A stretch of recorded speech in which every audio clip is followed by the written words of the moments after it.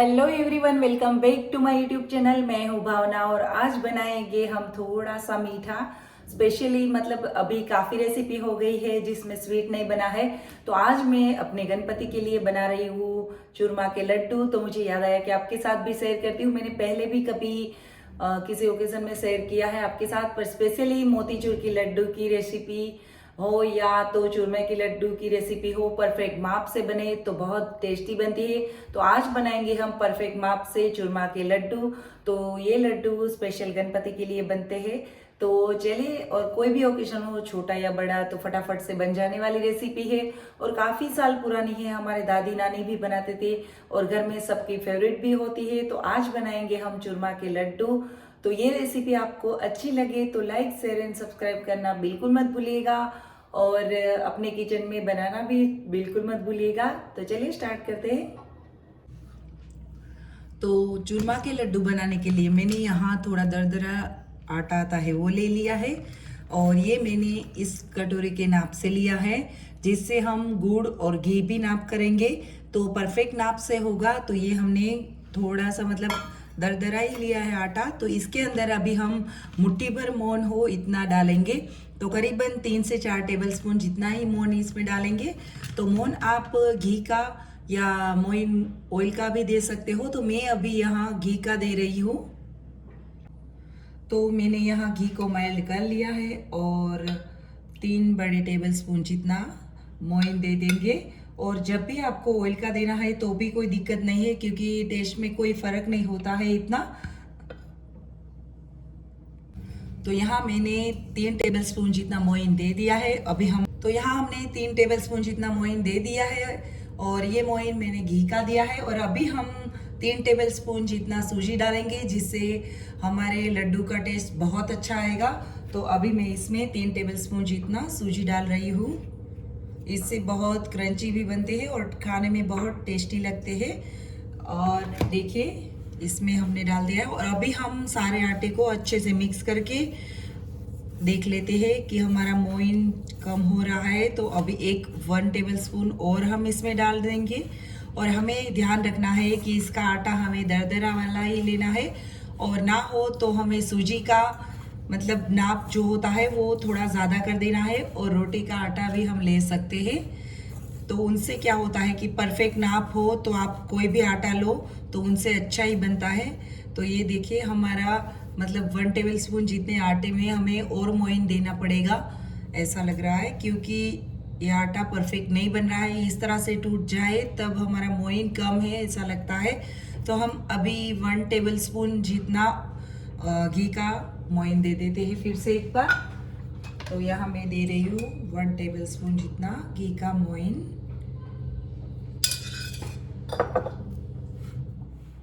तो यहाँ हमने 1 टेबलस्पून फिर से मोइन दे दिया है और अभी हम सारा मिक्स कर लेंगे।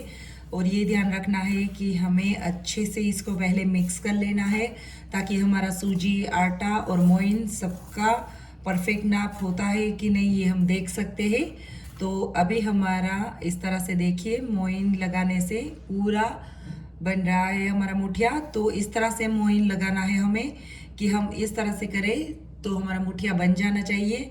तो हमारा मोइन परफेक्ट है। तो इतने आटे में हमें 4 टेबलस्पून बड़ी 4 टेबलस्पून जितना मोइन घी का हमने दिया है और 3 टेबलस्पून जितना हमने सूजी डाला है। तो ये सारा नाप परफेक्ट है। तो अभी हम थोड़ा थोड़ा पानी डाल के आटा लगा लेते हैं। और आटा हमें सख्त वाला लगाना है, नॉर्मल वाला नहीं लगाना है। रोटी जितना नॉर्मल होगा तो हमारे मुठिए जो हम फ्राई करेंगे वो बिल्कुल अंदर से कच्चे लगेंगे। तो इसका आटा सख्त गूंदने से ही हमारे मुठिए बहुत क्रिस्पी और क्रंची बनेंगे। तो अभी हम सारा पानी इकट्ठा नहीं डालेंगे, हम इस तरह से हाथ में लेके थोड़ा थोड़ा पानी डाल के सख्त आटा लगा लेती हूँ अभी मैं। तो यहाँ मैंने सख्त वाला आटा लगा लिया है और आप देख सकते हो कि कितना हमने सख्त लगाया है। और इस तरह से हम छोटे छोटे मुट्ठी बना लेंगे इसके। और अभी मैंने ऑयल को गर्म करने के लिए रख दिया है, आप चाहो तो आप घी में भी इसको फ्राई कर सकते हो, और मैं अभी यहाँ ऑयल में फ्राई कर रही हूँ। तो इस तरह से हम सारे मुट्ठी बना लेंगे। तो हमने यहाँ ऑयल गरम करने के लिए रख दिया था और मैंने इस तरह से मुठिए रेडी कर लिए थे। तो अभी हम 1 बाय 1 मुठियाँ फ्राई कर लेंगे और बिल्कुल मीडियम आंच पे ही करना है, बहुत हाई फ्लेम पे नहीं करना है, क्योंकि हमारे मुठी अंदर से कच्चे ना रह जाए, वो ध्यान रखना है। तो यहाँ 3 से 4 अच्छे से हम मुठी डाल देंगे और धीमी आंच पे ही हम इसको पकाएंगे।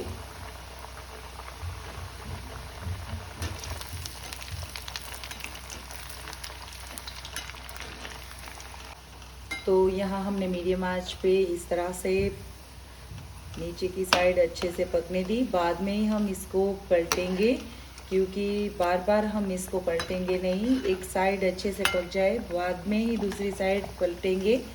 तो हमें इसको ध्यान से करना है, क्योंकि ऑयल बहुत गर्म होता है। और देखिए लाइट पिंक होने लगी है अभी, तो इसको भी इसी तरह 5 मिनट तक छोड़ देंगे। बहुत ही इसको नहीं हिलाना है, क्योंकि हमने मीडियम आंच पे रखा है, इसलिए जलने वाला तो है नहीं। अंदर से लाइट पिंक हो जाए तब तक इसको पकाना है। तो ये साइड हमने नॉर्मल लाइट पिंक कर ली है, तो एक बार और फिर से पलटेंगे इसको। तो यहाँ हमारे मुठी अच्छे से फ्राई हो गए हैं और आप देख सकते हो कि कितने लाइट पिंक और बहुत क्रिस्पी बने हैं। तो इस तरह से धीमी आंच पे हम सारे मुठिए फ्राई कर लेंगे, फिर इसको ठंडा होने के बाद टुकड़े करके मिक्सर जार में क्रश कर लेंगे। मैंने इस तरह से अच्छे से ठंडे कर लिए मुठिए और टुकड़े भी कर दिए हैं, और हम इसको मिक्सर जार में डाल देते हैं। अभी यहाँ मैंने मिक्सर जार में डाल दिए हैं और अभी हम इसको चालू बंद करते हुए मिक्सर में पीस लेंगे। बहुत बारीक वाला नहीं पीसना है, इसको लाइटली पीसना है। तो मैं आपको दिखाती हूँ किस तरह का इसका हमें बैटर मतलब इसका चूरा करना है। तो यहाँ हमारे देखिए मुट्ठी एकदम से पक गए हो तो अच्छा लगता है, नहीं तो आटे जैसा लगता है। इसलिए मुट्ठी बराबर हमें पकाने चाहिए कि इतने क्रिस्पी हो कि हम अच्छे से उसका टेस्ट ले सके। तो ये देखिए इस तरह का भूरो हो चुका है, और हमें इसको छन्नी में भी डालने की ज़रूरत नहीं है। हम इस तरह से करेंगे तो, क्योंकि हमारी मुट्ठी अच्छे से क्रिस्पी बन चुके थे, इसके लिए ऐसा भूरो बन गया। तो अभी हम इसको निकाल लेते हैं एक छन्नी के साथ ही, इसको छान के ही हम करेंगे, क्योंकि कोई भी गंठल रह गए हो तो छन्नी में आ जाए इसके लिए। तो यहाँ इस तरह से मैंने बड़ी कढ़ाई ले ली है जिसके अंदर छन्नी रख दी है, और हमने जो क्रश कर लिया है उसको इसके अंदर डाल देते हैं। तो देखिए नीचे भी कोई नहीं रहा है डंठल और ऊपर भी नहीं रहा है। तो ये पूरा हमारा अच्छे से भूरो हो चुका है, क्योंकि हमने अच्छे से क्रिस्पी मुठिए बनाए थे इसके लिए। तो फिर भी इस तरह से देखिए मोटे कोई दाने रह गए हो तो हम फिर से पीस सकते हैं। तो इसको अभी हम छान लेते हैं, और इस तरह से इनका आटा बन के रेडी हो जाएगा हमारे लड्डू के लिए। तो यहाँ जो हमारे मुठिए के बड़े बड़े टुकड़े रह गए हैं उसको छान लिया, तो दिख गए हैं, तो फिर से क्रश कर लेंगे इसको भी साथ साथ, जो फिर से हम मुठिए डालेंगे उसके साथ। हमारा चूरा बन के बिल्कुल रेडी हो चुका है और इससे हम बनाएंगे लड्डू। तो पहले हम डाल देते हैं गुड़ और बाद में डाल देंगे घी। तो वो किस नाप से लेंगे मैं आपको दिखाती हूँ। जिस नाप से हमने आटा लिया था उसी नाप से ये पूरा कटोरा भर के हमने आटा लिया था, तो हाफ कटोरा जितना हम लेंगे गुड़। तो अभी हम पहले गुड़ ले लेते हैं। तो यहाँ मैंने हाफ कटोरा जितना देसी गुड़ ले लिया है, और ये देसी गुड़ में नमक बिल्कुल नहीं आता है, तो बहुत स्वीट होता है। तो ये ध्यान रखना है कि हमने जितना नाप लिया है उतना ही गुड़ लेंगे। तो इसको अभी हम गरम कर लेते हैं। पहले जितना हमने गुड़ लिया था उससे थोड़ा ही कम, चौथाई कप जितना घी ले लिया है, और ये माइल्ड होगा तो ये हमारे मतलब बेटर के बराबर हो जाएगा।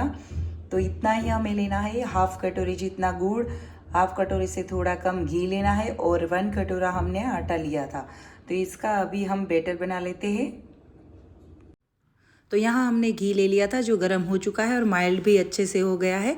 तो इसके अंदर अभी हम गुड़ डाल देंगे जो हमने देसी गुड़ लिया है। आप चाहो तो थोड़ा कम मीठा खाते हो तो कम भी गुड़ ले सकते हो, क्योंकि ये ज़्यादा थोड़ा स्वीट लगता है। तो यहाँ हमने गुड़ डाल दिया है, और इसकी पाई बिल्कुल नहीं लेनी है। इसको हमें खाली मतलब पिघलाना ही है, बहुत ज़्यादा नहीं गर्म करना है।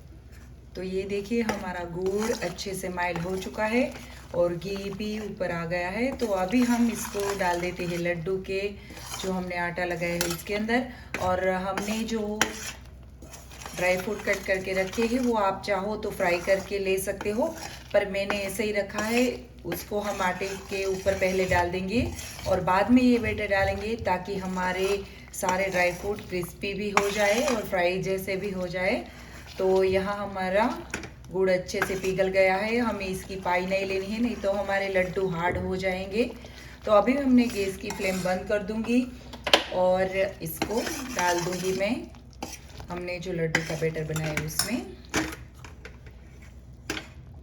तो यहाँ मैंने आटे के ऊपर हमने जो ड्राई फ्रूट डालने हैं वो कर दिए, और यहाँ मैंने पाई हमने रेडी कर ली है और ये पाई हम इसके अंदर डाल देते हैं। तो इसको ज़्यादा गर्म नहीं करना है, बस मतलब थोड़ा सा ही हमारा गुड़ पिघल जाए उतना ही करना है।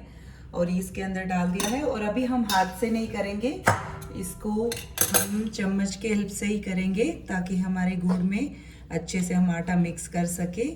तो इसको मिक्स करने के बाद हम लड्डू बना लेते हैं। और आप अपने अकॉर्डिंग जितना मीठा चाहो उतना गुड़ डाल सकते हो और कम भी कर सकते हो थोड़ा, पर ये नाप जितना हमने आटा लिया है उसके अकॉर्डिंग बहुत बराबर है।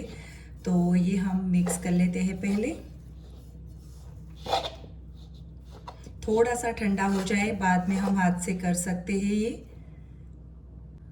तो यहाँ हमारा ये मतलब मिक्सर अच्छे से ठंडा हो गया है, तो हम हाथ से मिक्स कर लेते हैं ताकि हमें पता चले कि घी कम ज़्यादा हुआ हो तो हम ऊपर से डाल सके। पर ऐसे करने से पता चलता है ना तो घी ज़्यादा हुआ है ना तो कम हुआ है। तो इसके अभी हम छोटे छोटे लड्डू बना लेते हैं और लड्डू के शेप में ही लड्डू बनाएंगे। आपके पास कोई मोल्ड हो तो उसके अकॉर्डिंग भी आप बना सकते हो। तो मैं यहाँ हाथ से छोटे छोटे लड्डू बना लूँगी। पहले इसको अच्छे से मिक्स कर ले। तो यहाँ हमारे चूरमा के लड्डू बन के रेडी हो चुके हैं और आधे मैंने मोल्ड से किए हैं और आधे मैंने हाथ से किए हैं। तो आप जिस तरह से पसंद हो उस तरह से आप कर सकते हो, पर मोल्ड से किए हुए लड्डू का शेप अलग होता है तो अच्छे दिखते हैं। तो यहाँ हमारे लड्डू बन के रेडी हो चुके हैं। और आपको ये रेसिपी अच्छी लगी हो तो लाइक शेयर एंड सब्सक्राइब करना बिल्कुल मत भूलिएगा। और लड्डू की रेसिपी जरूर से अपने किचन में बनाइए और अपने गणपति जी को प्रसाद दीजिए। तो अच्छी लगी हो तो जरूर से लाइक कीजिएगा। Bye everyone.